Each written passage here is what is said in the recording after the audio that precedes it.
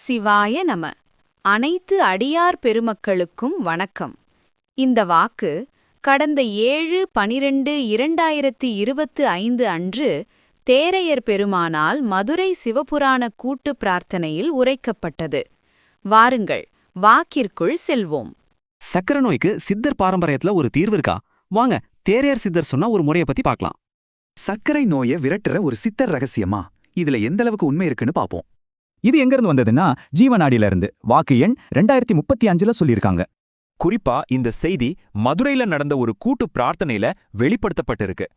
இத சொன்னது யாருன்னா, மகாஞானியான தேரையர் சித்தர். மக்களோட நல்லதுக்காக. சரி, அந்த இனிப்பு நோய்க்கான ரகசிய வைத்தியம் என்ன? ரொம்ப சிம்பிள். இதுக்கு தேவையான மூலிகைகள் எல்லாமே நமக்கு தெரிஞ்சதுதான். கொய்யா, மா, அரசையில, வெற்றில, செம்பருத்தி. செய்முறையும் ரொம்ப சுலபம். ஒவ்வொன்னையும் தண்ணியில கொதிக்க வச்சு ஆறுனதும் தனித்தனியா குடிக்கணும். இது கூடவே பழங்கள் சாப்பிடலாம். மத்தியானம் நெல்லிக்கனி சாப்பிட்டா இன்னும் நல்லது. மூலிகை மட்டும் இல்ல, அங்க பிரதட்சணம்னு சொல்ற உடற்பயிற்சியும் ரொம்ப முக்கியம். இத சரியா செஞ்சா அந்த வாக்குறுதி என்ன தெரியுமா? ஓடுமடா இனிப்பு நோய். ஆனா இங்கதான் ஒரு சிக்கல் வருது. நம்மள பலர் இத வீட்ல செய்ய கூச்சப்படுறோம், தயங்குறோம். டாக்டர் சொன்னா எதையும் செய்வோம், ஆனா இத செய்ய மட்டும் ஒரு பெரிய தயக்கம். ஆனா இந்த விஷயம் சர்க்கரை நோய்க்கு மட்டுமல்ல, ஒரு பெரிய எச்சரிக்கையும் இதுல இருக்கு. அதாவது உடம்ப ஒரு பெரிய கதிர்வீச்சு தாக்கும்போது நம்மால அதை தாங்க முடியாதுன்னு சொல்லுது. அதோட விளைவு இறப்பு நிச்சயம் வரும். இது ரொம்ப முக்கியமான ஒரு எச்சரிக்கை.